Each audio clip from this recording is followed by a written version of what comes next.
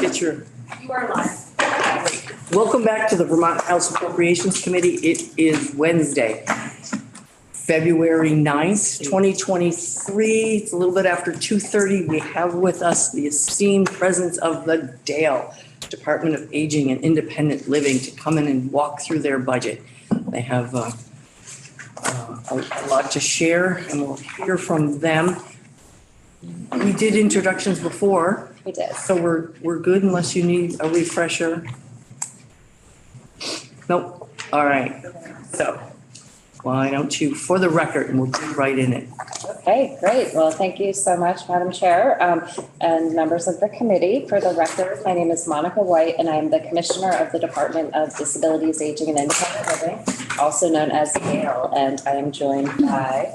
I'm Megan Tierney-Ward, the Deputy Commissioner at DAIL. Bill Kelly, Finance Director. Okay, so thank you for the opportunity to be here today. I think I will share my screen with the budget testimony document that you have all received. I do have copies if you need them. We do, and it's really nice because for those that are at home or watching on YouTube, you can find these documents also on our webpage under today's date. Correct, Aaron? All right, great. So the first roughly 2/3 of the document is an overview and orientation to our department, who we are, what our programs are, who we serve. So I'm going to go through that, go through these pages, not in excruciating detail because there's a lot here, but I'd like to go through and pull out the salient points that I think will be helpful to orient you to the work that we do and the folks that we serve across Vermont. So just scrolling down. All right, so this is page 3. So to start, I really like to center any legislative testimony as well as really any work that I do in speaking about our department with sharing what Dale's mission is, and that is to make Vermont the best state in which to grow old or to live with a disability with dignity, respect, and independence. So that mission really does guide everything that we do across all of across our entire department, all of our programs and services, because that core who we are and what we do and what our focus is. So a bit about who we are and how we are structured. So Dale has approximately 300 staff across 5 divisions and the commissioner's office. And I'll provide an overview in subsequent pages of each of the divisions and who the divisions serve under what programs. But we have our adult services division, division for the blind and visually impaired, developmental disability services division, division of licensing and protection, and the division of vocational rehabilitation, which is also known as Higher Ability Vermont. We underwent a rebranding exercise last year. And then within our commissioner's office, the 3 of us here, as well as the rest of our business office, the legal unit, operations, director of deaf, hard of hearing, deafblind services, our executive assistant, and I neglected to mention our principal assistant, Rebecca Silvernagel, is here over there as well today. Yeah, Rebecca, familiar face to some of you. So in terms of our mission, the primary role that we have is governed by a number of state and federal mandates that you may be familiar with, such as the Older Americans Act, the Older Vermonters Act, which was landmark legislation passed in 2020, really codified on a number of metrics to make truly to focus on healthy aging and aging well across a number of metrics, and share more about that later. The Federal Americans with Disabilities Act, Workforce Innovation and Opportunity Act, also known as WIOA, as well as the Medicaid Global Commitment to Health Waiver is the largest funder of the programs that we have. Just a sampling and smattering of some of the larger laws, statutes that govern what we do. And it's really to fulfill Vermont's commitment. So our commitment, not just our department, not just the legislature or the executive branch, but truly the commitment that Vermont has made to individuals with disabilities and older Vermonters to enable folks to receive services and supports in settings of their choice, living independently, and really fully included as participating as valued members of communities. So scrolling right through here, I think I'll skip in the interest of time and brevity a lot of the detailed words, but I do want to focus or make mention of that we really focus on results-based accountability. So looking at program performance measures, performance improvement across what we do, how many folks we serve, how well we do it, and we have data and metrics that are available for review on that front, which I won't get into here in the interest of time in this overview. Some department highlights. So for those who are new, we're all new to you, but for those who've been here previously, we have some leadership changes over the past year, including Jen Garabedian, who has joined us as our Developmental Disabilities Services Division Director about a year ago. Brian Guy as our Director of Operations since May of last year. Rebecca Silbernagel, who joined us from previously being here at the State House and House Clerk's Office. She joined us at the end of October as Principal Assistant. And we have a relatively new State Unit on Aging Director, Jason Palapida, who joined us just in December. And so in addition to, and I'll share our other division director names as we go along, but it's likely that any and all of these folks will be in the State House to testify to various initiatives and programs as the session goes forth. So moving to page 5, just a mention of COVID response over the past state fiscal year. We continued to have an active role in COVID-19 response and working really closely with our partners at the Vermont Department of Health in providing technical assistance to providers, working on vaccine rollout, program flexibilities, working on COVID relief funds, and we also worked with the Department of Health to leverage a CDC grant opportunity to hire 2 limited service positions as our COVID strike team, who are focused 100% of the time continuing to support long-term care facilities as needs come up pertaining to personal protective equipment, emergency staffing, and that sort of thing. So I think we continue to be proud of the work that we've done as really nation leading in terms of the COVID response. Let's see. So in addition to that direct support to providers through the COVID-19 pandemic, COVID recovery and revitalization has been a large focus for us. Some of the efforts that we have focused on include targeted rate increases, rate reviews, emergency financial relief was a significant area of focus as needed as part of the stabilization efforts.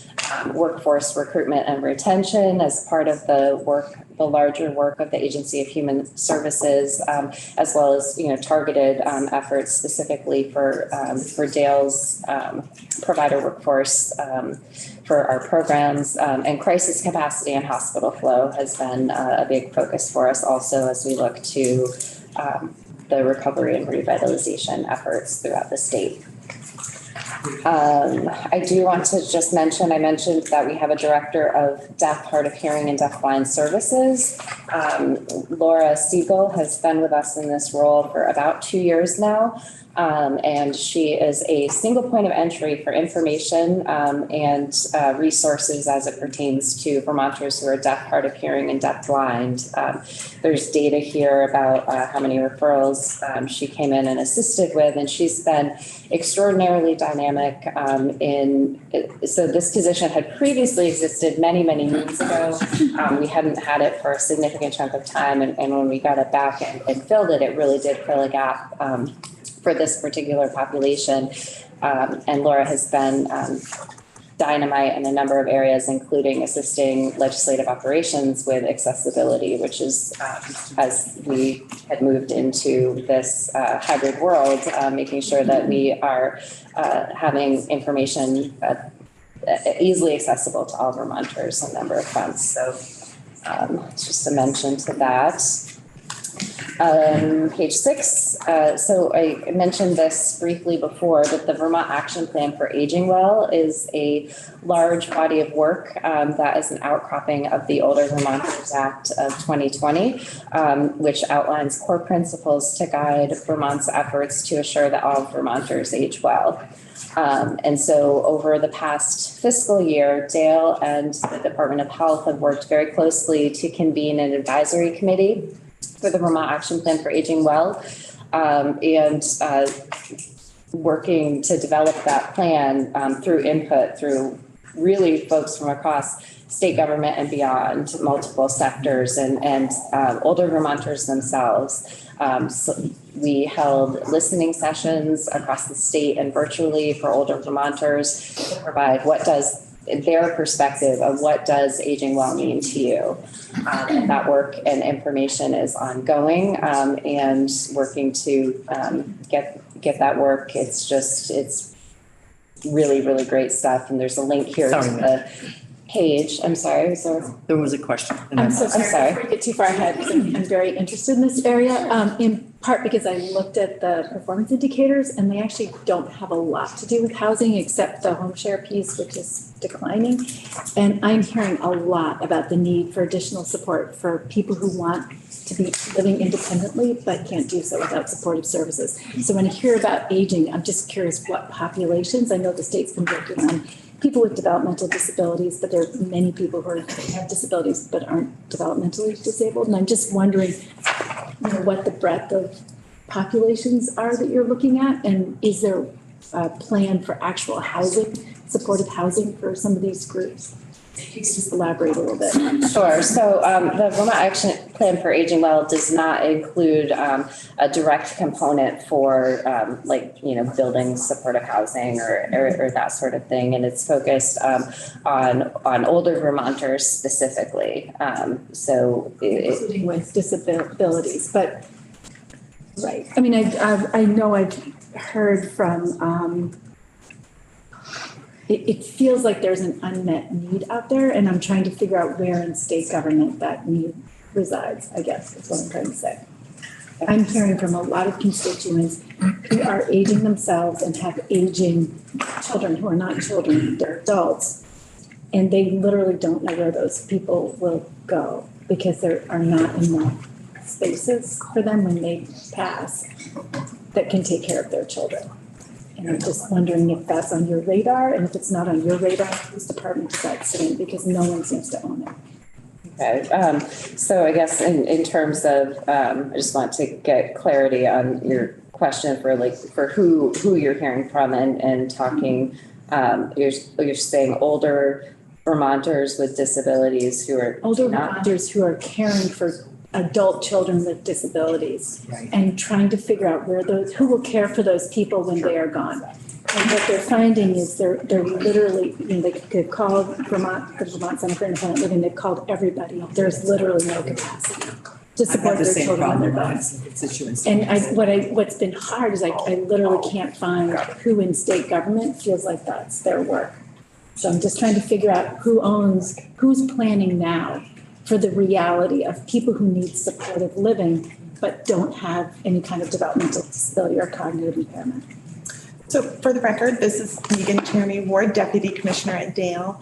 And I think exactly what you're talking about is a housing kind of task force that's happening right now specific for people with developmental disabilities. There was some legislation that happened last year requiring that Dale engage with families and people around housing. And we were able to, it's not the same, It's actually task developmental disabilities. I'm aware of that. right. I'm looking for people who don't have developmental disabilities. So we do at the Agency of Human Services, we have there is a position within the agency secretary's office who is the housing director for the agency, and Dale sits on that committee. And in terms of looking at the gaps for housing really across for all Vermonters to include the population I think you're referring to, Rep. Holcomb. Yes, there's that committee, that group that is focusing on housing. And if you would like to talk further about that, we can certainly provide information, although I would pull in David Regal, who is the housing director at the agency, as part of that conversation. I'll follow up again. I mean, this is the email exchange we had a while ago, and I guess the concern is these parents are getting desperate, because they don't have that long, and they're wondering when we're actually going to be building. They're not interested in the work group again. They want to know what we're going to do, and I don't know who to send them to. And I'll follow up. I'll resend that email to you. Sure. Representative Dolan? And as a follow-up, and you may have heard these concerns, and I just want to further reiterate the housing needs for those adults with developmental disabilities for the same reasons as their caregivers are aging. Having long-term solutions for housing of those adults is critically important as well. And I think as Deputy Commissioner Tierney Ward was alluding to, the work that came out of Act 186 last year, H720, the Developmental Disabilities Bill, to include a residential pilot project program and the Residential Alternatives Steering Committee. That work has launched, our request for proposals either has been or will shortly be submitted for that pilot work, which will inform really what are the models that the state as a whole might look to adopt and build in capacity in future systems of care. So that work is full steam ahead. We've hired a residential program developer position, which was funded through the one-time, the ARPA funding, funded specifically in H720 Act 186 of last year. That person, Julie Abrahamson, joined us in December and has hit the ground running on that body of work.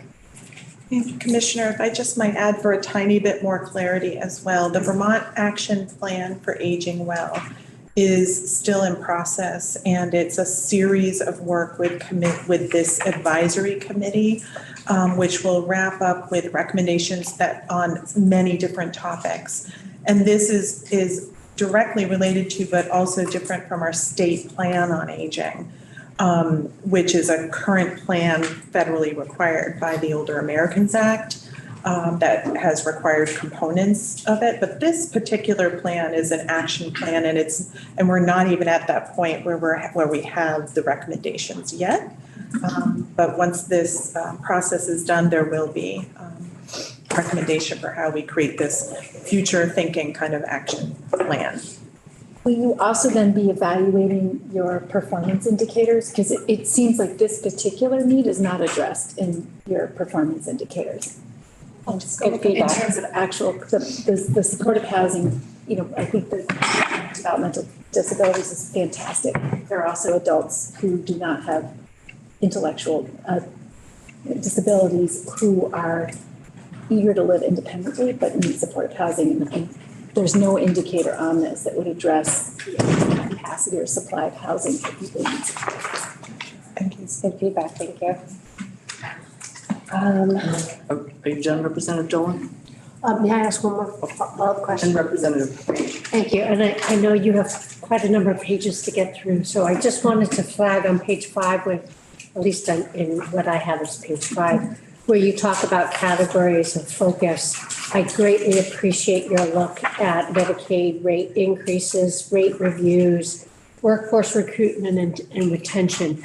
And I'll be looking closely at this budget to ensure that we are in fact addressing these issues, to ensure that we are providing the type of of service that we need to, given the demand of the work that you do. So I appreciate you flagging these, and I think it's a critically important component of how we build a budget to support us. So thank you for identifying those target areas. Thank you.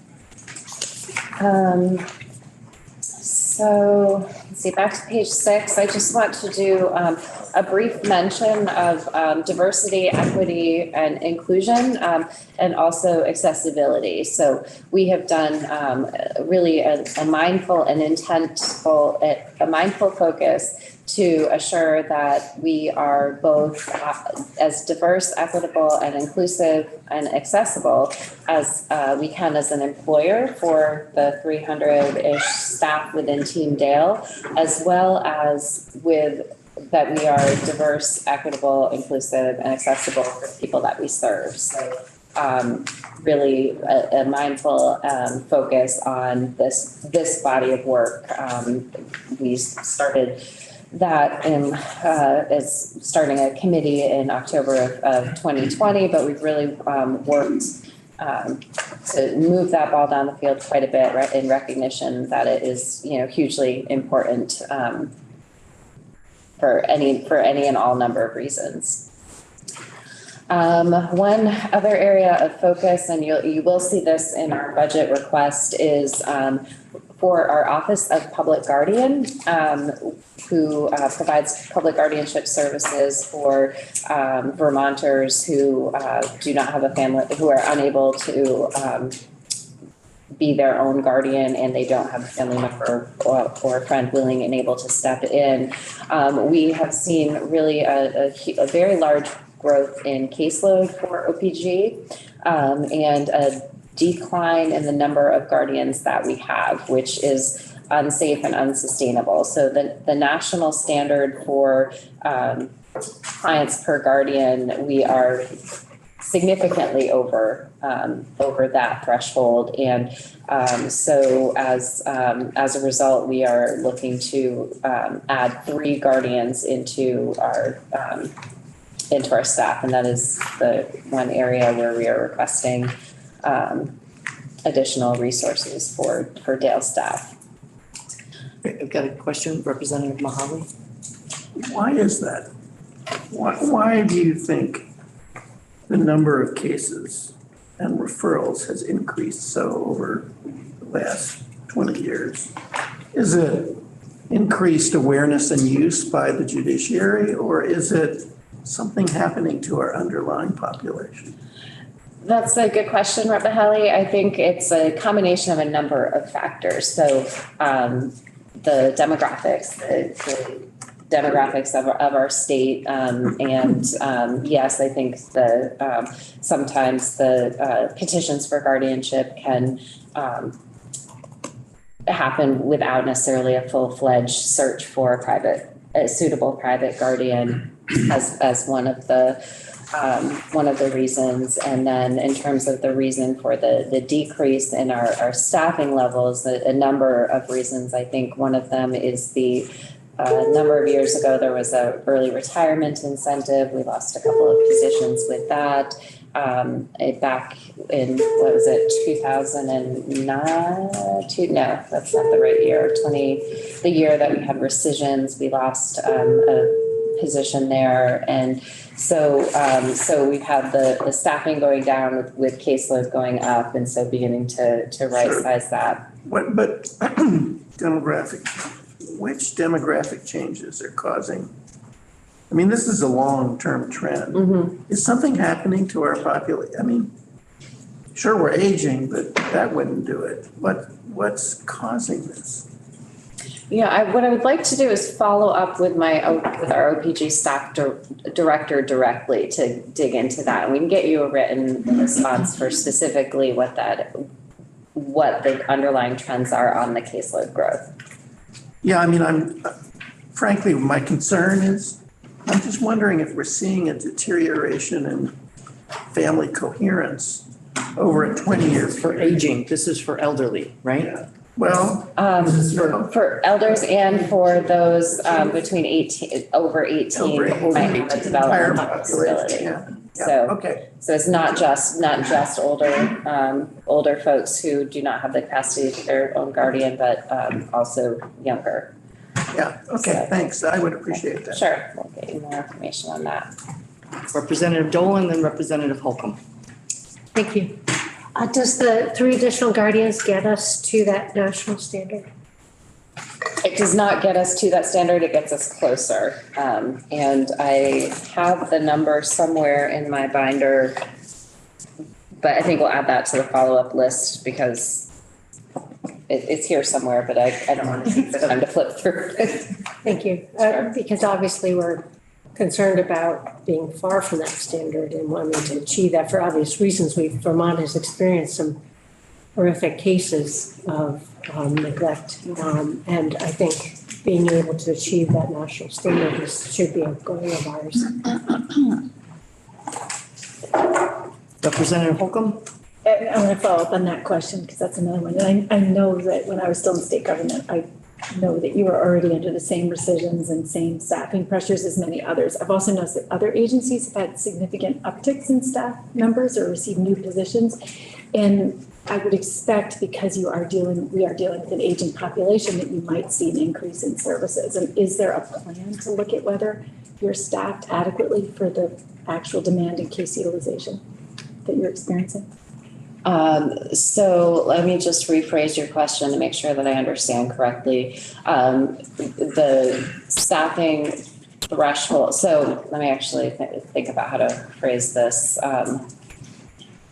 So our different programs, we have a handful of programs that do provide the direct services such as the public guardianship, adult protective services, like folks going out and where there's more of a kind of a one-to-one relationship with caseload numbers essentially versus our other operations, which are more based on management of an entire program, which the variability of caseload is a little less direct. So I think where you're heading is toward the question of, the caseload numbers, and between public guardian is certainly of our staffing structure, the one where we're off kilter from where we need to be in terms of the caseload numbers. I think it's fair to say that for adult protective services, that something we monitor closely is caseload as the adult protective services cases and number of APS investigators comes in. That's something that we monitor closely. And this actually is a good segue into the next topic that I have here, which is relative to quality management oversight. So where it's not necessarily a person served caseload balanced kind of relationship like the Office of Public Guardian, we do need to have adequate quality staff available for the oversight functions. And so one of the things that we as the Agency of Human Services are engaged in is discussions with the federal government, CMS, relative to changes in quality oversight and performance management as it pertains to programs, home and community-based services programs under the Global Commitment Waiver. So those discussions with CMS are ongoing, and at such time we have clarity from the federal government as to specifically what the requirements are for CMS that will inform what the staffing level should be for the quality and oversight. So I think that gets to the question. So in other words, you're going to wait until the federal CMS tells you what your appropriate staffing levels would be? Well, we think it would be prudent to assure that we have the clarity from CMS as to what specifically the metrics should be and what the staffing levels should be to support that. Representative Shai? Are these potential future new positions federally funded, or are they going to be coming in the general fund? So are you, I'm sorry, are you talking about? You said greater clarity and direction, I'm in the page 7, which will likely lead to a request for additional quality management positions in Dale. Are those federal funds or state funds? I believe there would be Medicaid admin, so 50-50. GF and federal. 50-50. Yeah.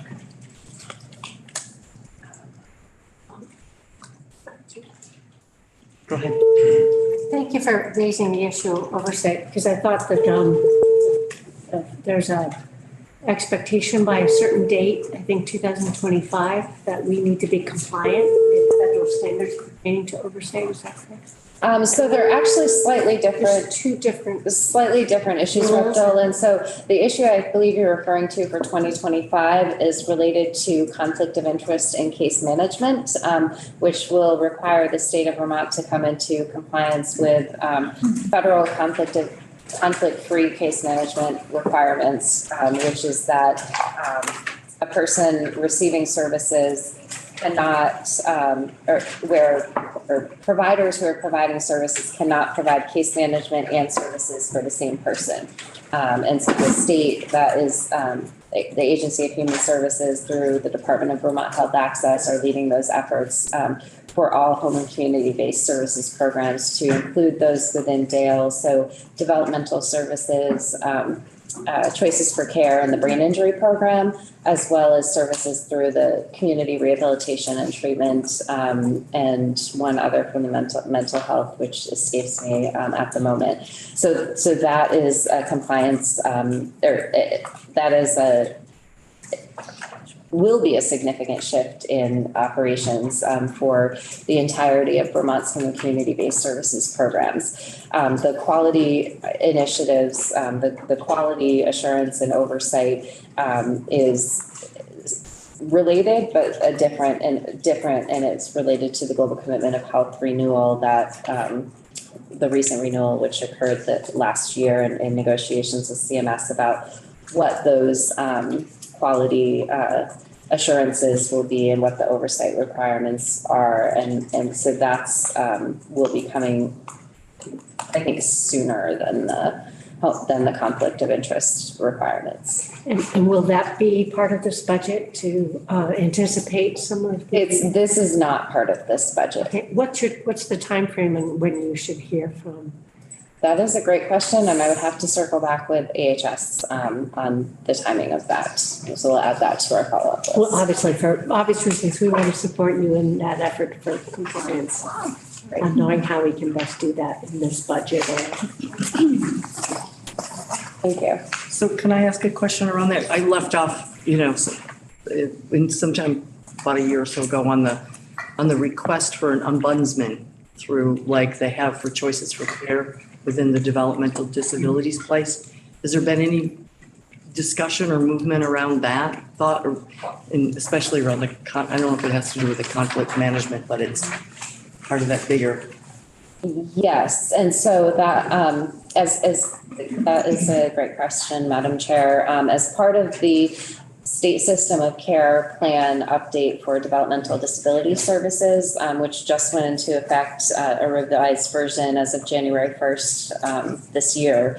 Part of the stakeholder input process for that, it was very clear, we heard loud and clear that an ombud service for developmental services was one of the desired outcomes. And so we committed within the system of care to explore that. And part of what we are looking at now is leveraging some of the ARPA funding, the one-time pot of funds for home and community-based services on a pilot for DS ombud services.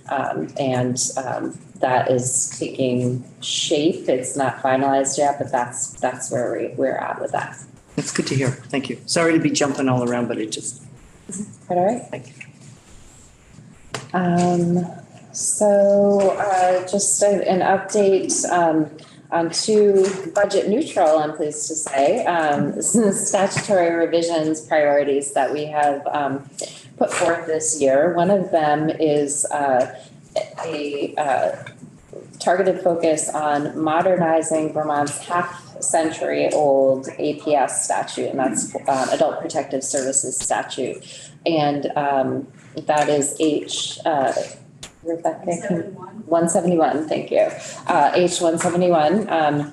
which actually this week we have had folks in our Adult Protective Services unit, in-house human services, and HHS has also heard testimony from a number of other stakeholders and interested parties. There's significant need to really modernize the APS statute to reflect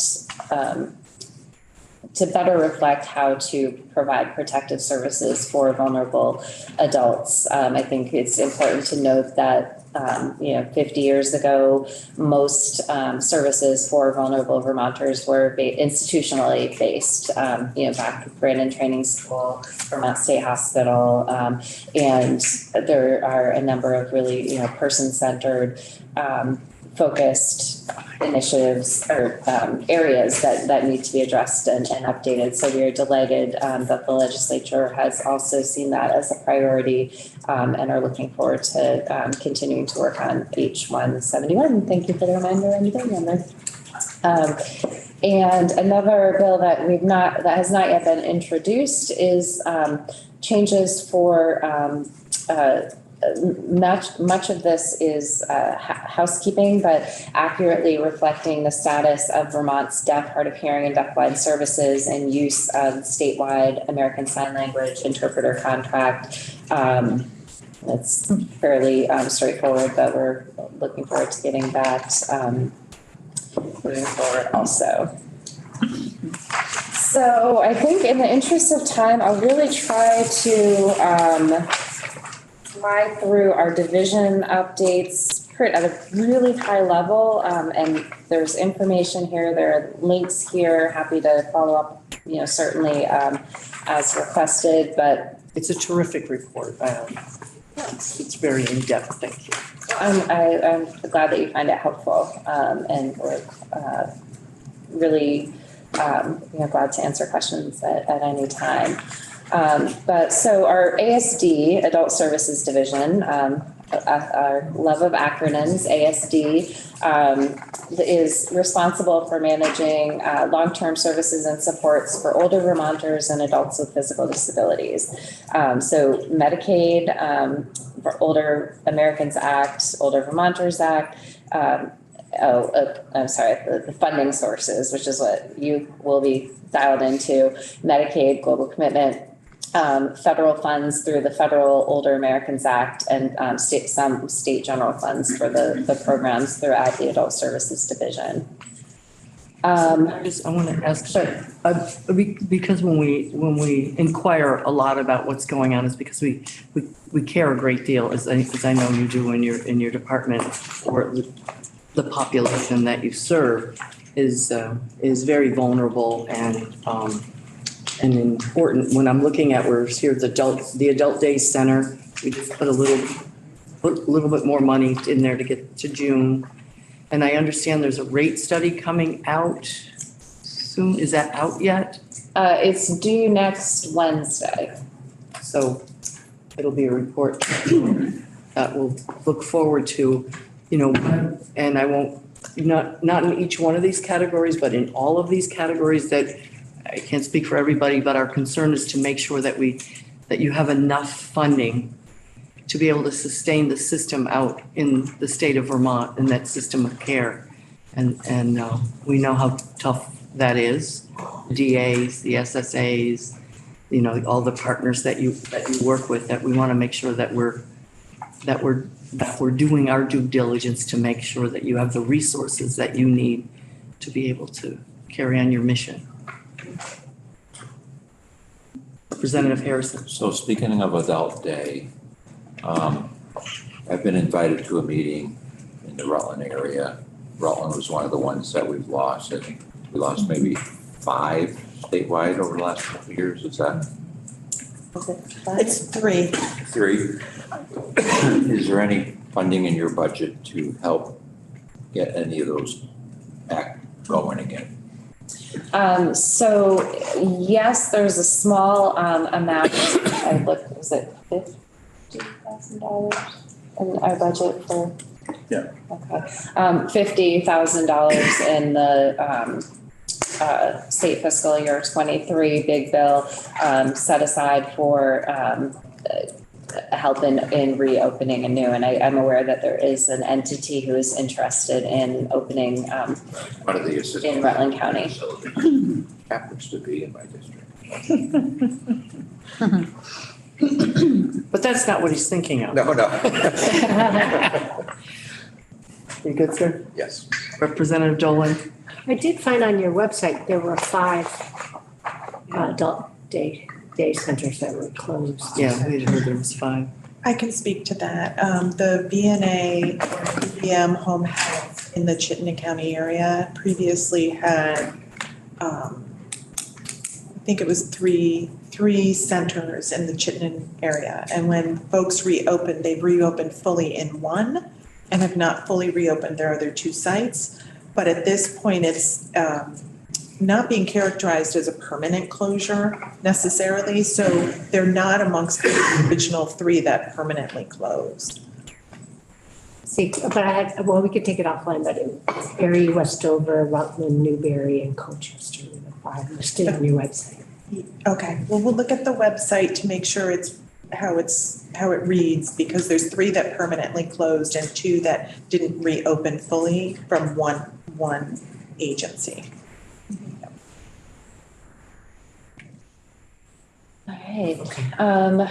So in terms of just an orientation to Adult Services Division, has about 40 staff located both at our central office at the Waterbury State Complex, as well as regionally our long-term care clinical coordinators scattered throughout the state, throughout the state's district offices. And 4 units primarily within ASD, long-term services and supports unit, quality management, state unit on aging, and Money Follows the Person project. And so listed here, a smattering of the organizations, providers, community partners that we work with in providing services for Vermonters. So I'm not going to read those here, but that is a good chunk of who we work with for these services. And the programs operated under the Adult Services Division. Let me take a step back. The Adult Services Division Director, her name is Angela Smith-Jang, and it is entirely likely that she will, or she's already been to a number of testimony through other committees. So it's possible that you may see or meet Angela at some point along. No, we know, yeah, no. She's fabulous. And so the services under this division include adult day services, attendance services program, choices for care, and the brain injury program. We also have Older Americans Act services, listed here, information and referral, nutrition services, health promotion, disease prevention, family caregiver support, and the state long-term care ombudsman program.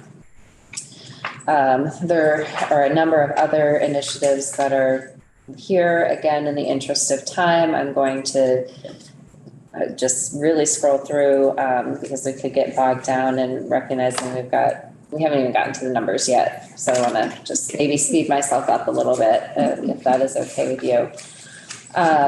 Also, some of the key highlights within the Adult Services Division are here, including the Action Plan for Aging Well work and the revised State Plan on Aging, which was completed for October 1st of last year, both of which were significant bodies of work and really important to supporting older Vermonters. Let's see. All right. So again, I feel guilty in skipping over so much, but I do want to make sure I give time to speak briefly about our other divisions before we dive into the numbers. So our Division for the Blind and Visually Impaired, also known as DBVI, this division, the division director for DBVI is Fred Jones, someone you may see. And so DBVI, its focus is assisting individuals who, curiously enough, are blind or visually impaired to meet employment and independence goals.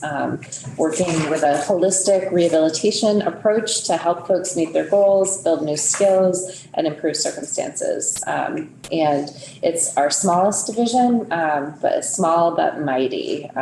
And so, again, just skipping through, not to shortchange the great work that they do, but I'm looking at the clock and realizing that I better get on the hustle here. Well, we'll refrain ourselves as well. We're always curious and get way underneath the list. Okay, well, so again, just we have a lot of information in here about who we serve, what we do, who we partner with, and really offering a lot of innovative services and technology in particular as a focus within that division.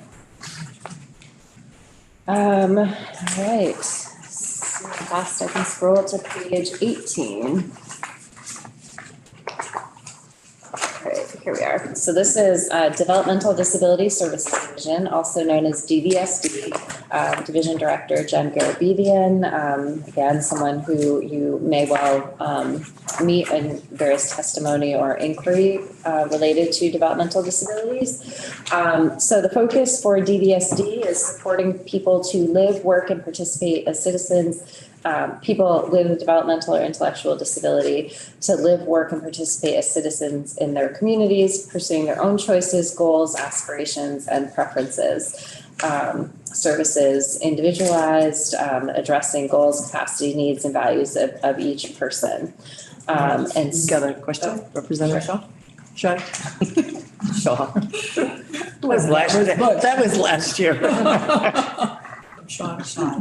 I'm just curious about how somebody qualifies for services in this division. And I'm thinking, for example, of a young man decades ago in my town, and he was told, I may have this wrong, it may not even be this division, but that in order to qualify for certain services, he had to have an IQ lower than X. Yep.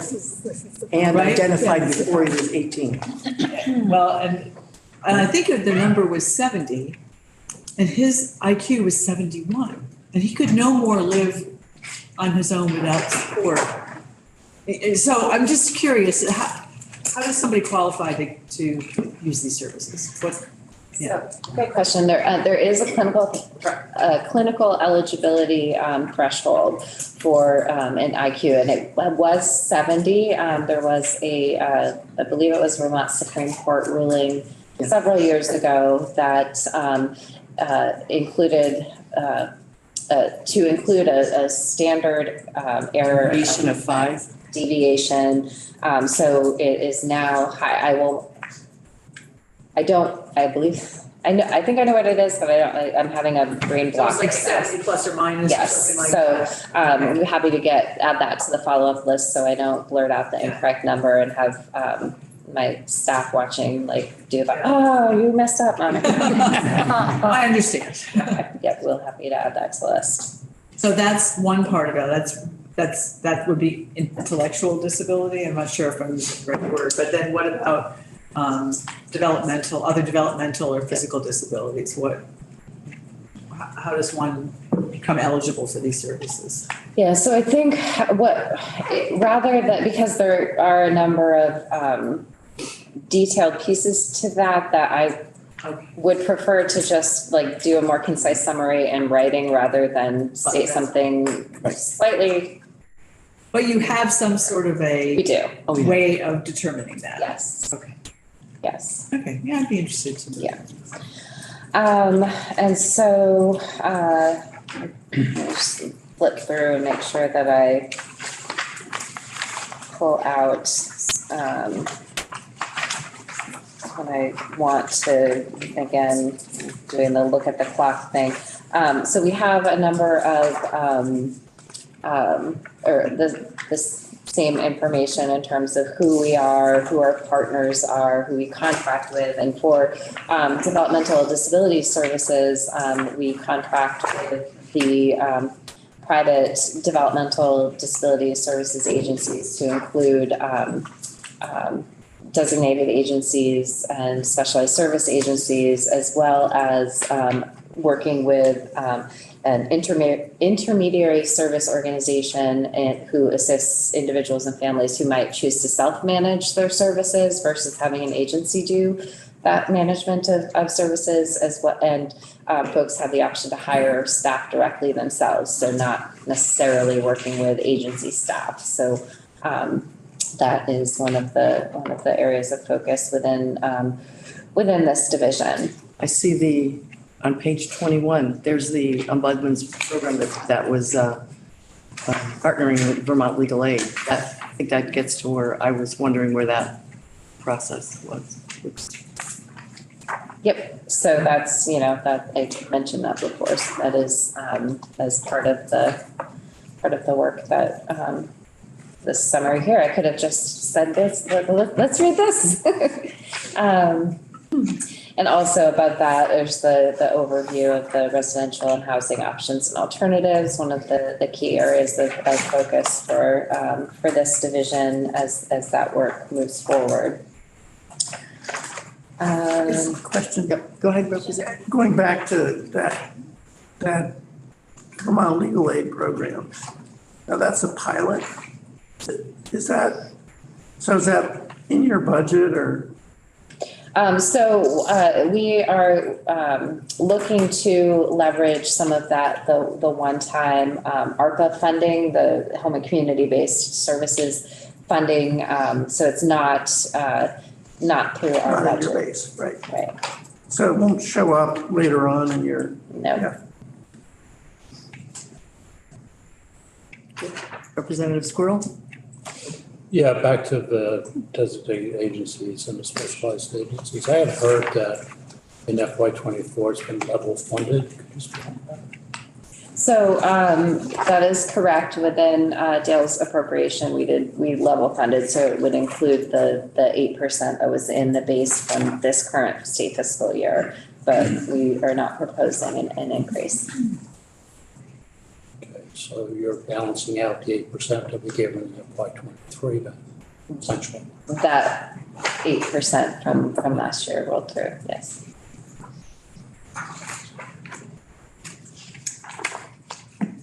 I want to point out too, on page 21, that payment reform paragraph, that is a really big deal that's been under me.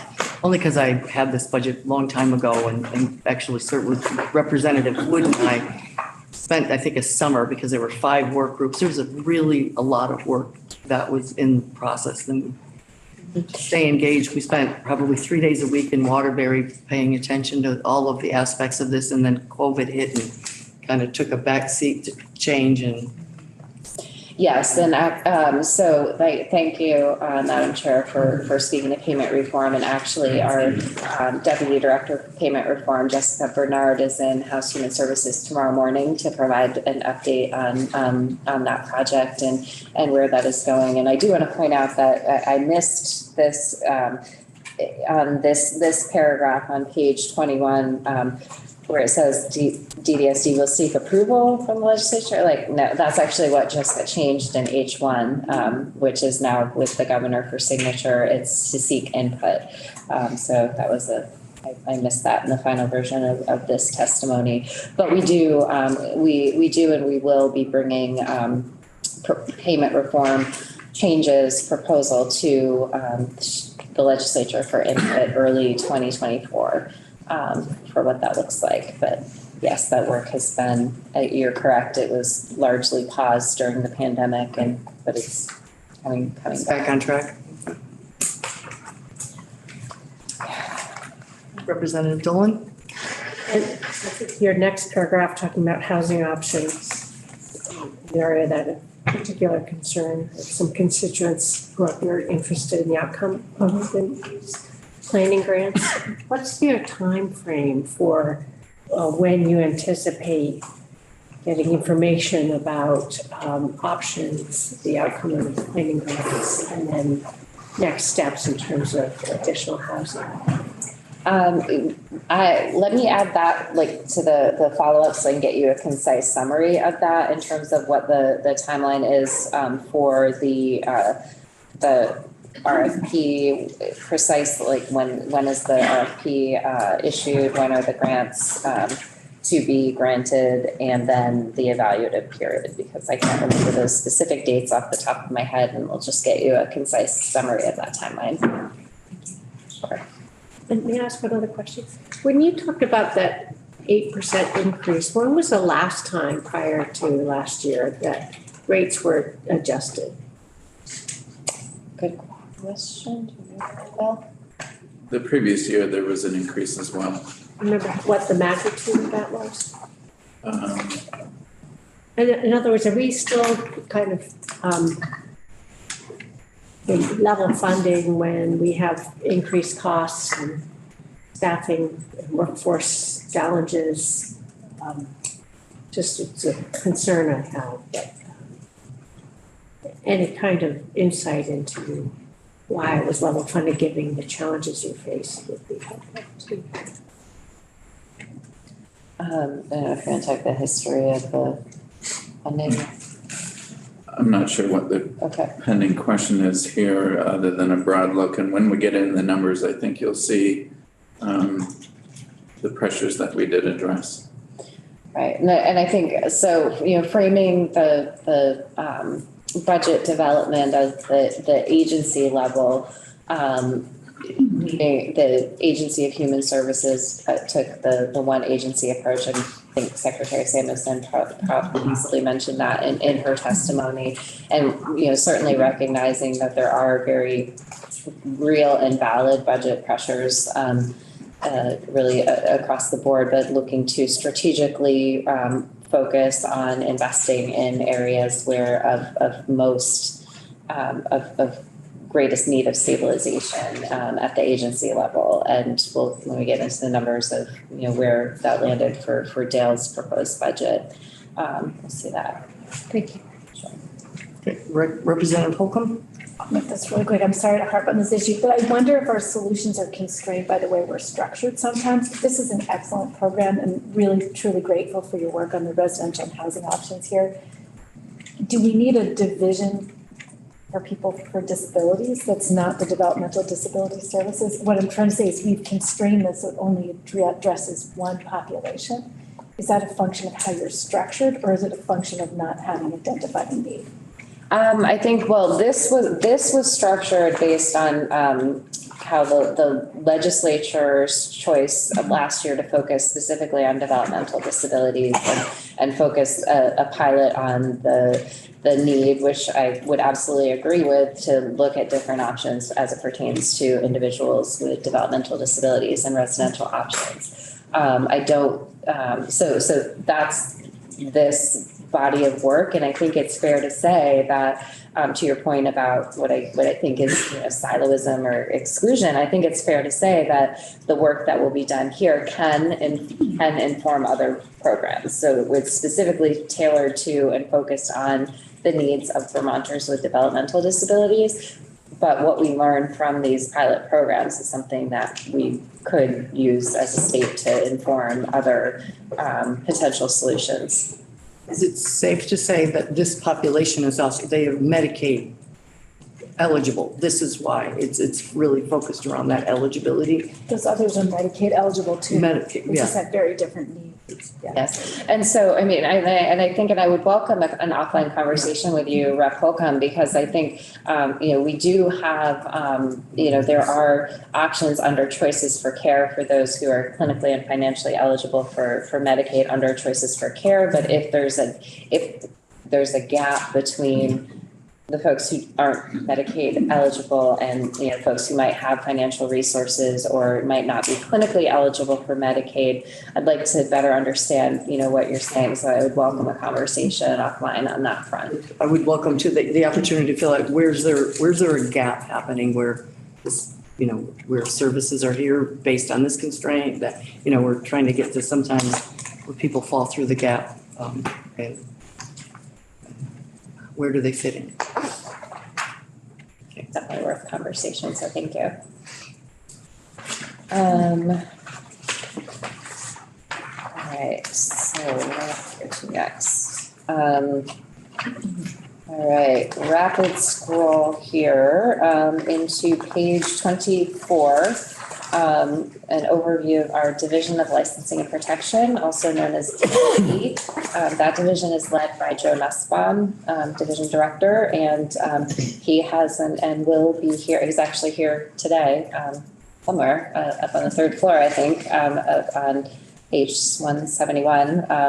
But Division of Licensing and Protection is comprised of two units, Survey and Certification, which is the state survey agency who licenses and certifies healthcare organizations, so facility-based, so to include hospitals, licensed long-term care facilities, skilled nursing facilities, assisted living residences, residential care homes, therapeutic community residences, home health and hospice falls under this, and a couple of other provider types. So licensing and overseeing these agencies or these facilities rather. And Adult Protective Services, and this unit investigates allegations of abuse, neglect, or exploitation of vulnerable adults, and implements protective services as appropriate. So Once again, this is a very tough job with a lot of activity going on in Vermont and so a lot of, the protective factors are licensing and protections in the division name, but that focus, and I think, not to divert too much time specifically into the work that we're doing to get the APS statute updated, but part of the work that we are doing within the Division of Licensing and Protection is different. So we've got pilots underway for restorative justice, for example, service navigators. So if a person is found to perhaps not meet the current statutory definition of a vulnerable adult, but it's someone who clearly needs help. We've got a service navigator, a small team of service navigators who are working to connect them with available services. And so really some innovative, really great work that is happening within this division. Representative Shine? Thank you. I'm noticing that you said you're actively trying to fill 8 open positions. It's on page 24, 4 in S&C and 4 in APS, most of which have had to be reposted multiple times. And I'm wondering what you're finding, are people just not applying? Or if they aren't, do you know why it's so hard to fill these positions? Sure. So I think for these positions in particular, so for survey and certification, the bulk of the staff within that unit are registered nurses. So, the RNs are sought after everywhere. So that's a particularly challenging one to fill. And then in terms of APS investigators, our workforce is comprised of some folks who are previous law enforcement, some folks who are previous social workers, and we kind of have a mix there. And I think although we mentioned that for this division, I think it's fair to say that, for many state openings, state of Vermont employee openings, there are just challenges this day and age in the workforce. We have been intentional about really focusing on being an employer of choice and employee retention as a focus. And recruiting is challenging across the board.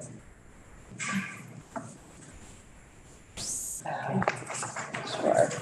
So again, a lot of information here, but to make sure we've got time to dig in, I will get to our last, but certainly not least division on page 28.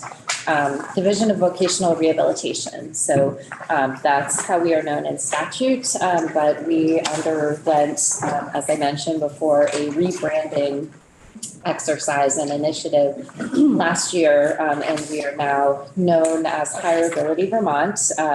We felt that it was important to kind of take away the stigma of, excuse me, vocational rehabilitation. And, we had heard from some input and research that we had done that term would turn people off automatically. Like, I don't need rehab. I'm not going in for services. When the work that we do is really, really intended to support any and all Vermonters with a disability to prepare for, obtain, maintain careers and employment, and to help employers be prepared to recruit, train, and work with staff, employees with disabilities. So we really wanted to have as open of a door as possible for Vermonters who have a disability to, feel more comfortable and confident with coming to us for services and Higher Ability. That rebranding has been extraordinarily well received. We, like I said, we did a marketing campaign last year, and it's been really universally well received across the board. So the work done by this, in terms of number of staff, this is our largest division. We have folks centrally located at the state office complex in Waterbury. We do have regional offices at in each of the 12 AHS district areas, focusing again on working with folks with disabilities. And I just want to point out, it's not just get a job, because it's not just like, here, there's this job at this company, go get that, but it's working with folks individually to determine, what are their needs, what are their strengths, what do they want to do, what can they do, what is it, credential attainment, is it education, and working to determine how they can best succeed in what it is that they want to do, and working with employers around the state to help employers to be able to support Vermonters with a disability in the workplace, and to kind of do some education with employers, like why does it benefit you, employer, to have persons with disability on your staff? So, were you? Oh, sorry, go ahead. Sorry, you don't need to stop. No, that's okay. Happy to. I could go like this. I'm talking about moving along, but I could just go on for hours about this work. So I need to not. I was skimming ahead, but I'm in this section, so I don't think I'm out of context here. So the Creative Workforce Solutions teams, it says you oversee those 12 business account managers. Is that a joint partnership with Economic Services, or is that just all your program? Sorry, a joint with who? Was it? I thought that the business account managers, or with DOL, was a joint, like an interagency collaboration, but I was seeing it named as the 12 business account managers are within your oversight. Is that entirely within your oversight, or is that a shared program with other agencies, state government? So we do work very closely with the Vermont Department of Labor, but as it pertains to Creative Workforce Solutions and that partnership, I'm trying to flip to the which. It's like 2 pages past where you were. It's in the, because you have I just want to make sure I'm orienting to what we. page 30. So it's within the programs and services of Higher Ability. And then you have the employment teams.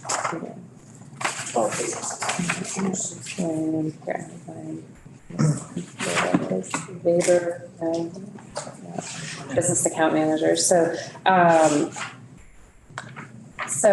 can certainly, we can add that to the list to because we do have a partnership with Creative Workforce Solutions, but specifically the mechanics on that, I'm feeling a little stumbly on the specifics. So I will add that to the list. So I would include waiver in that, just if there's some clarifying background on Faber as a standalone entity, or is it a, what is it? Really state government, but another form, and the language here says ongoing partnership with Faber. And, but I'm not clear like whether they're standalone and have other clients and that those other clients, are visible in some other way. And ditto with Creative Workforce Solutions, and maybe it's Creative Workforce Solutions with some sort of public-private hybrid as well. And they're a little bit of a muddle for me. I know enough to be confused. Vis-a-vis the larger workforce conversation, this is the place where outside of Department of Labor, ACCD, and DOE, another place where we do workforce work. And for better or for worse, I sort of have the workforce portfolio. So that's why I'm asking for help in clarifying. Sure, yes, we'd be glad to provide clarity about the specific arrangements with Faber, Creative Workforce Solutions. And, we do work, again, closely with DOL and ACCD and as part of the employment bundle for the state. So, but yes, very glad to do that. All right, so I guess, and in the interest of speeding things up, excuse me, rolling into, so again, lots of information about hireability here, and rolling into page 35. So without further ado, budget numbers for the first people here. Excuse me. A lot of talking. So starting out with the numbers. So for this first page here, page 35, this is just an amalgamation of all administrative costs and grants as they're by division. So this is not tied to the appropriations that you see on the ups and downs, but just as a sense of kind of where our dollars fall across administrative costs and grants through, by division. So developmental disabilities is our largest, about 46.6% of our overall budget. Adult services, slightly behind that at 46.2, and kind of, down the road. And this is, again, a big picture split. You'll see on the fund side, most of our programs are largely funded by Global Commitment. We have some general funds. In some divisions, we've got more federal. So just not, I don't want to get bogged down there. That's just a quick snapshot, because here is where we get into the good stuff by appropriation. And so we have it framed out this way. It aligns with what you see on the ups and downs in terms of the line items in total, but it summarizes some of the like items together for utility of the conversation here. To start at the very beginning, our administration appropriations section B329. I see a lot of shuffling. Am I good to go, or? You are good. So we're all, kind of multitasking. Okay. My horoscope said I was supposed to be a multitasking genius today, but I don't know. I feel short of that. Just if you're wondering, the narrative that was a part of their bigger presentation is a really good source to see it all rolled up. But our crosswalks came in with AHS. So remember when we got the whole packet of crosswalks from AHS? Thank you. So the crosswalk is here, which is why people are like, wait a minute, where is that? So that was where I already took a peek ahead. This isn't giving us the crosswalk. This just has total. It's got sort of a crosswalk there on that page, the way like what you see there, that's their rolled up nice version of a crosswalk, which is your handy dandy way of presenting. But then this is the document that goes into that next level. So if you've got this out, Dale starts on page 21. what is it? This is in the whole 21 of AHS. 28. And it will be the same. The numbers will roll up the same. Yeah, I could just highlight, the only difference between that summary and the ups and downs is that's easier to read and it doesn't have fund splits, and the ups and downs has the fund splits. Right. And we like the funds. Yeah. And we look at every other budget that way, Right, that so way. it's helpful to have some consistency in the way we look at it. Okay. Yeah, I could, if it would be helpful, I could switch to our ups and downs as the view and kind of, It's always helpful, I always found this to be helpful for one version, depending on the audience that you're speaking with, to represent, but then we're gonna operate from this one. okay, It goes into Ups and downs, details, which you. okay. Well, I'm happy to switch screens and, Salary, fringe, internal service, we all know, we know, you don't have to go through every one of those. It's just the bigger things that we can point out, but you do a nice job of writing them in. What I also noticed on here is because you can see where there's a line that it'll say, BAA. So when you look under, I can't remember, I think it's 333, there's the 1.9 million for public safety, but you'll see that has already been taken care of in BAA. But they're asking for they need another 1.2 up for that population. That's if I was doing my work right. But that's why the shifting. all right. So then I guess I would defer to you if you want to stay on this, or I can pull up the ups and downs instead. Up to you.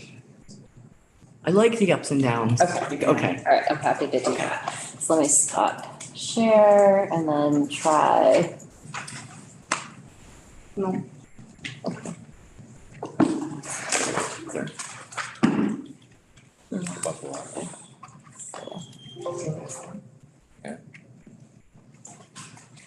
We know we have you for about Okay. 15 minutes or so. What's that? I said, how long do we have you for today? What's your time frame that you? I think 4:30, and then we have time with some of our reps from House Human Services and West End. We didn't introduce you. You just got there, right? They just got here. Okay. All right. Okay. That's gotta be somewhere. So let me just reorient here to get my bearings. Look at that. Look at that. Success already. That's all right. All right, I'll make it a little bit bigger. Oh, maybe it's a little too big. Does that work? Oh, look at that. That works. Okay. So starting off with section B 329, which is Dale's administration appropriation. What you'll see here is a total increase of $4.9 million, and that's across general funds and federal funds, as you'll see the breakout here. And the bulk of the items on the top rows are associated with salary and fringe, internal service funds, et cetera, and that is $4.2 million gross.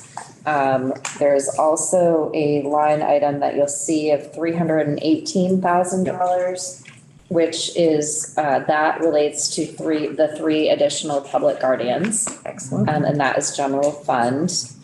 And then the next item that you have is the $350,000 item associated with a developmental disabilities services division medical consultation contract that we've engaged in with Dartmouth Hitchcock Medical Center to provide clinical consultation for medical director services for developmental disability services, as we don't have an in-house medical director.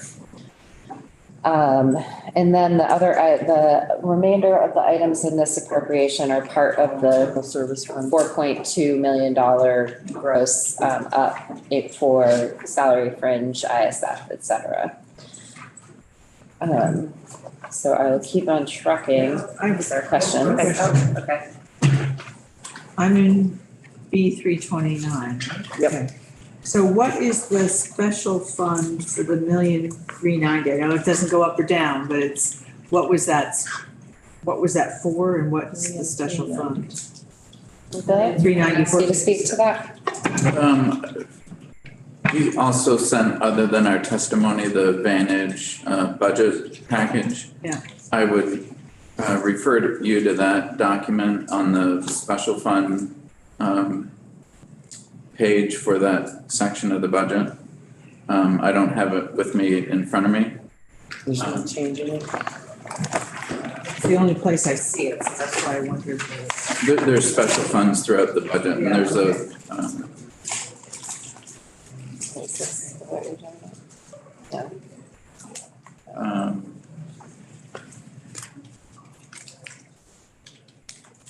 the bulk of that is,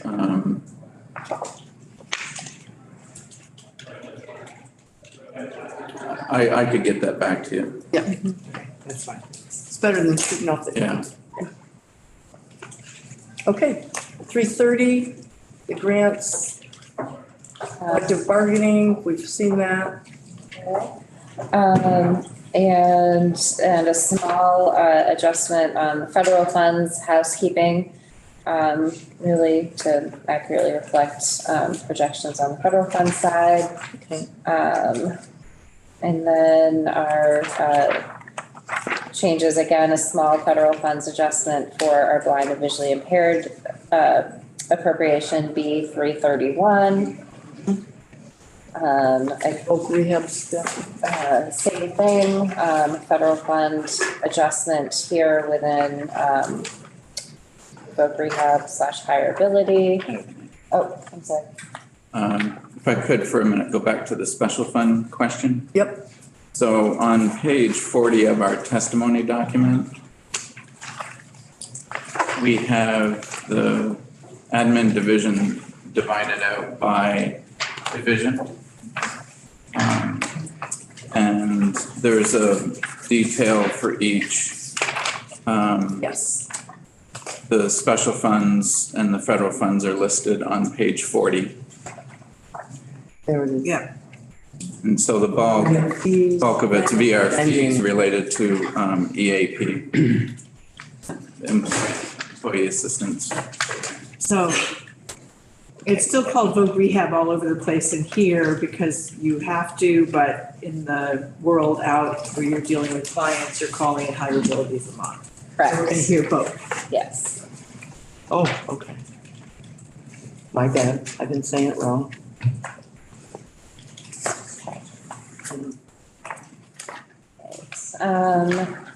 So then I think, although correct me if I missed one, but I think we're at B 333. 333. Services, that's where there's a lot of activity. Yes. And, yeah, Okay. it's on page 23 of the crosswalks. Page 38. Oh, of your, okay, sorry, yes. That's okay. And page 38 of the big document that we were just going through, and let's try to get everyone all sorts of confused with what page is where, and I'm right there with you. But the bonus now is that you have the B numbers on the side. That is fairly new and that's so helpful. Oh, good. Yeah. So here, and if you bear with me, I'm doing now, seeing a crosswalk from this to my notes from here. So, so the first item within the Dale Developmental Services appropriation is an $8.2 million increase within global commitment. And that item reflects an increase for 353 individuals with an adjustment for equity fund, which is what gets returned after consumers leave a program on an annual basis. It's how we've managed the program financially for years. And so that results in the $8.2 million increase request that we have for global commitment to serve an additional 353 individuals. The next item that we have here is a $1.2 million increase.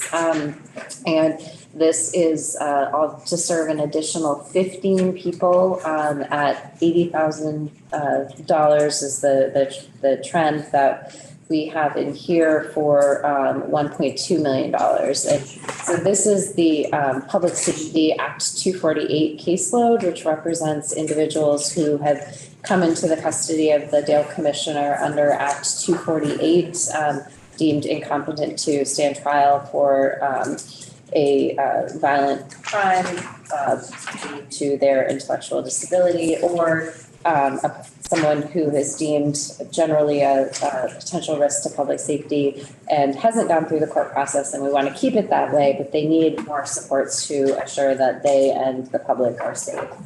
And so that Representative Shine? caseload increase request is $1.2 million. Did we put something about that in budget adjustment too? Yeah, that's what I was saying. See where they've got that in their notes over there in the comments, it's got BAA items. No, I was in a different spot, yeah.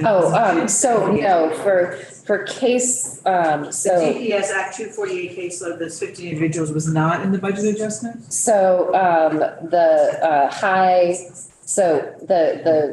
$1.2 million is not in the budget adjustment. Okay. That's the annual process of, yes. There was something to do with Act 48. The next one down, the 1.9, so. How many individuals was that? So for that, there are 5 individuals that have newly come onto services during this state fiscal year, whose needs were extraordinary, like far higher than the. 285,000 or something like that. Yes, and so for BAA, we had, I believe it was 7 months in BAA. I'd have to look back and to confirm that. But this is the annualization of that caseload need for that very small group of really what we call in terms of cost outliers. We're going to continue to live in 24 within this realm. Yes. Yeah,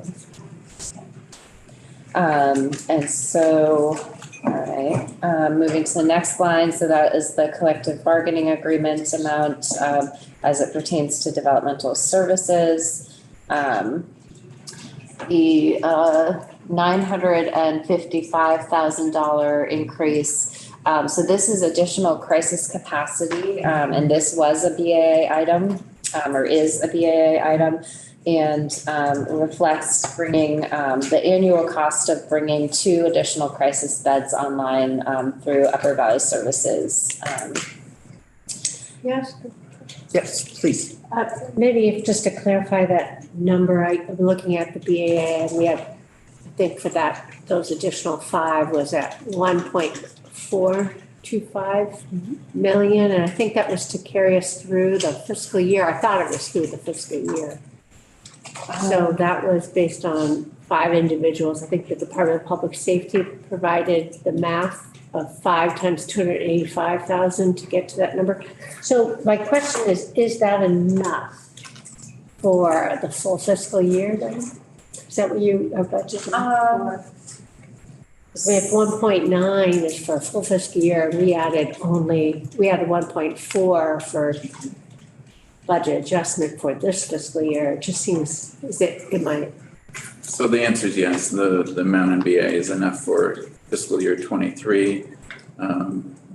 The status of enrollment of those 5 individuals as we sit here, I don't think they're all on board yet. So that was enough money in BA. Thank you, Beth. I guess my question was whether this is enough for this fiscal year. Yeah, 24. the Knowing those annualized costs, need, so, yes. okay, yeah, okay, just wanted to flag that. Thank you.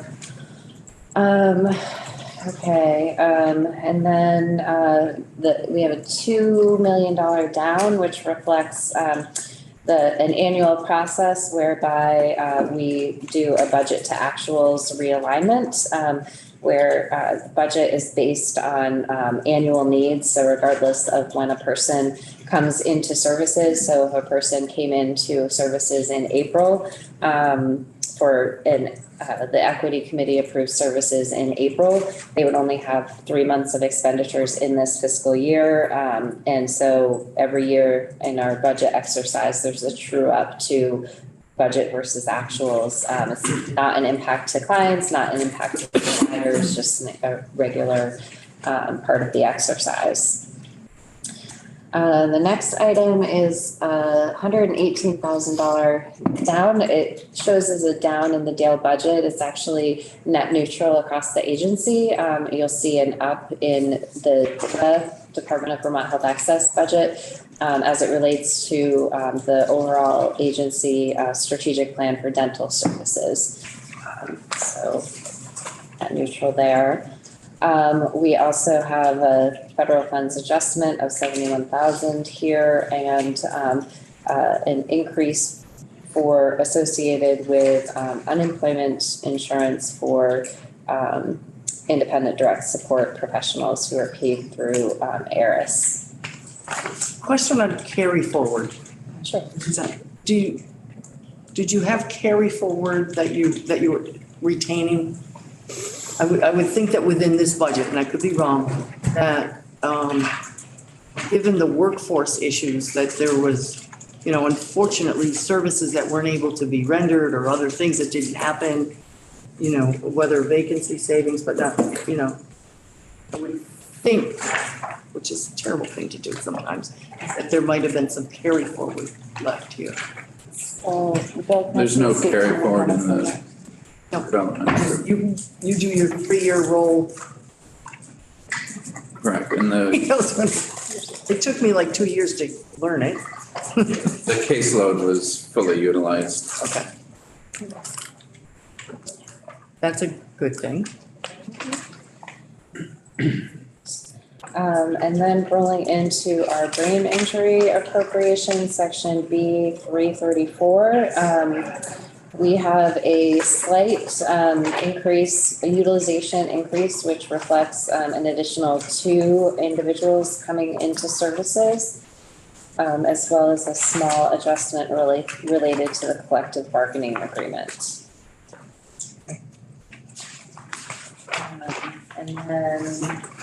And then long-term? B 334, choices for care appropriation. The first line is a $17.7 million increase, which is comprised of 2 items, which is a $4.9 million statutory inflationary rate increase for skilled nursing facilities, as well as a skilled nursing facility rebase of costs into resulting in a $12.8 million increase for a total of 17.7. Yes. Yep. Go ahead. I'm sorry, I apologize. It's always 2 steps forward, 1 step back. Regarding the, you had mentioned under section B 334, relating to a utilization increase. Is this, did you say, for the traumatic brain injury? Oh, I'm sorry, section B 334 period, yes. So yes. 50, is it? Yeah, brain injury, so that's Yeah. for the brain injury And since program. we had actually increased that during BAA of I think 400 and almost 460,000 because of the additional 7 individuals that needed assistance. Is this enough funding to continue that level of care? We think so, yes, we believe that yes, it is. And so Megan, if I could ask you to speak to the mechanics of the ins and outs of the brain injury program, that would be helpful. Sure. I think the most important thing to know is it's a really hard program to trend and to predict. And people come out in and they might graduate if they come and then they come off. There's turnover, but it's not predictable. So when we develop the budget, point in time, we're trying to predict ahead what the need will be. And it's not a perfect science, but we, for the fiscal year 24 budget, are estimating this amount will be needed. And is it fair to say that there's more turnover, I don't know if that's the right word, but variability in caseload than some of our other? It's less predictable, I should say, because you serve people who have mostly an unpredicted event. And they come into the program for services at that time.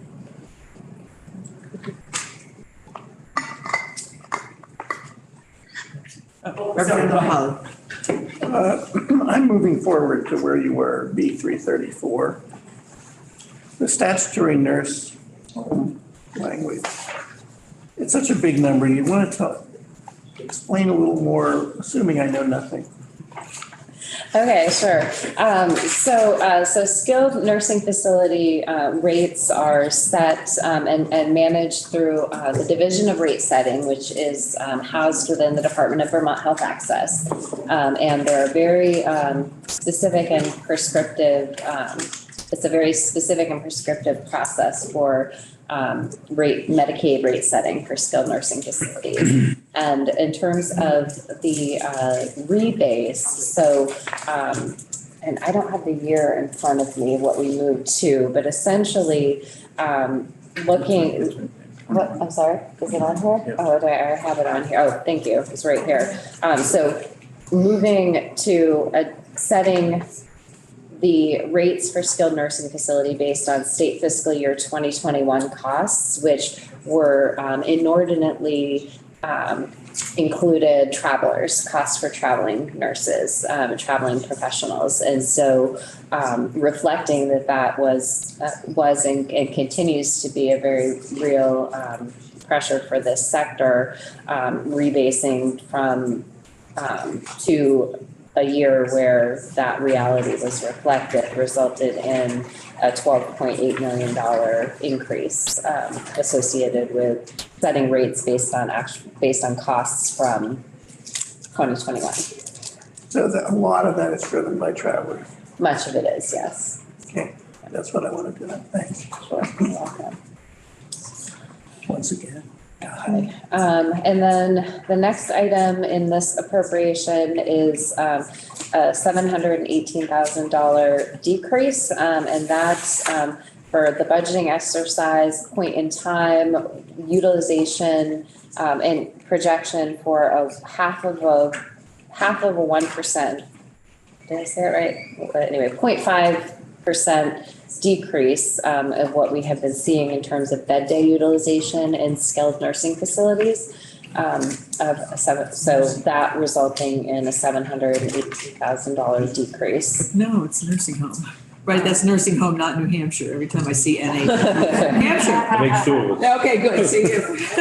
Well, who knows what New Hampshire's doing over there across the Connecticut River. Hard to keep track of those folks over there.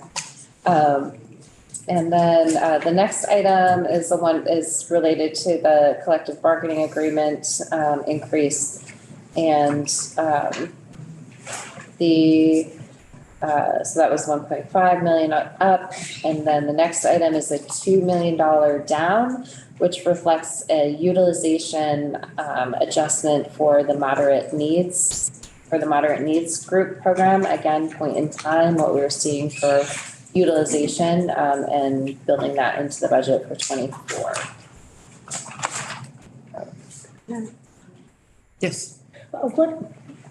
What's included in moderate needs? Does that include adult days, centers? Moderate needs program includes homemaker services, primarily through the designated home health agencies, adult day services through our certified adult day centers, and then there's some flexible funds that folks can use as well. So if I may, as a follow-up, if we just added additional funds in budget adjustment because we had underfunded adult day centers in fiscal year 23, and we also recognized somewhere between 3 and 5 centers that had closed. So why would we see a reduction here when we see such a great need in what would constitute the moderate needs? I'll tell you a little bit about the moderate needs allocations. They are a spending cap. It's not a rate that's set, an hourly rate. There is a standardized rate, for example, for homemaker services, like a fee-for-service rate. This, and they draw it down within a cap. So we look at the big overarching, how much did they spend at any given point in time? And at that time, there's quite a bit of underutilization of the services across moderate needs. With adult day, what they're seeing is some underutilization that is leading to low census, because remember, Medicaid is a fee-for-service. You get the payment when you provide the service. And what they were asking for in BAA in that supplemental support is to support their operations to continue to stay open at this reduced census that they're experiencing, which has been going up over time, but still at a lower than typical census. Does that make sense?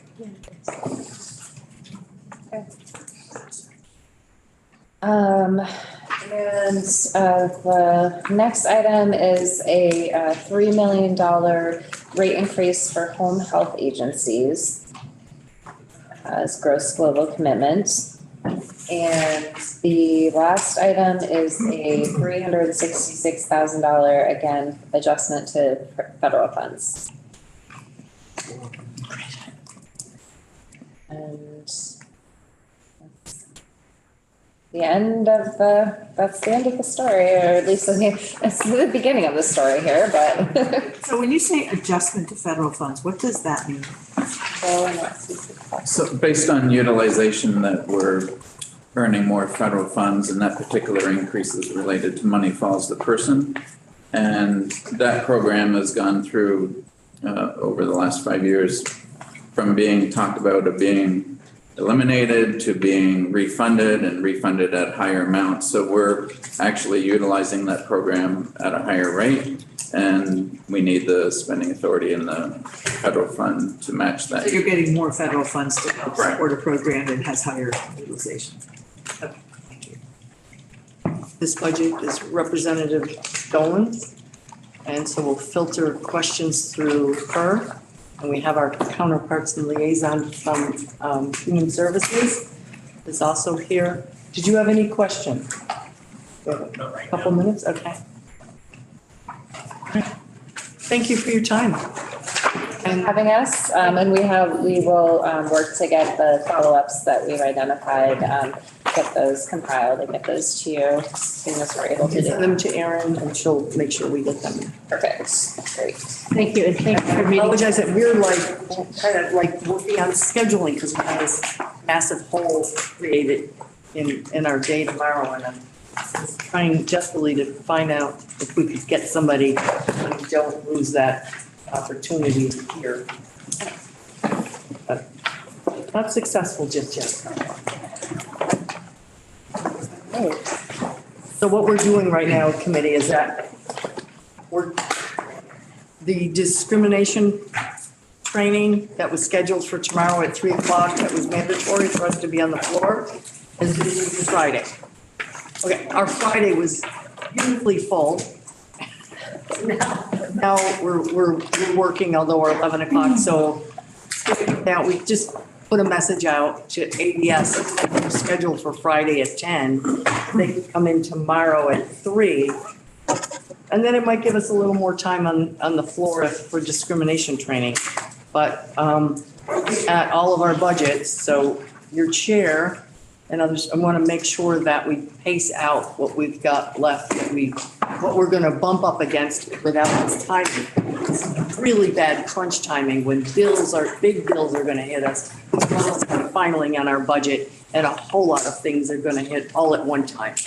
And I'm trying very hard to not have that be as hectic as I know that it's going to be. But These changes on our agenda now?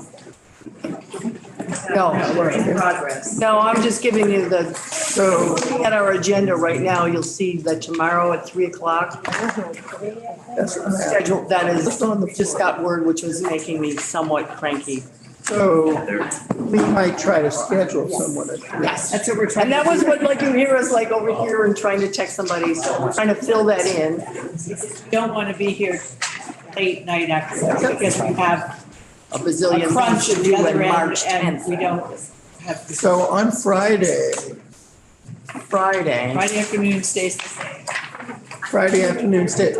Oh, it's been moved to Friday at. Don't know yet. We've got a message out to ADS. It's supposed to come in Friday, you see at 10. Yeah. So maybe they can come in tomorrow at 3, which will create more of a hole for us to be on the floor. That's all right. No, we're business. Any other updates on budgets? I've got some of my May appointments there. Yeah. Aaron's working on them. All right, thank you. Friday morning, usually we're on the, they usually have floor and we'll do the, The discrimination training. and then we'll.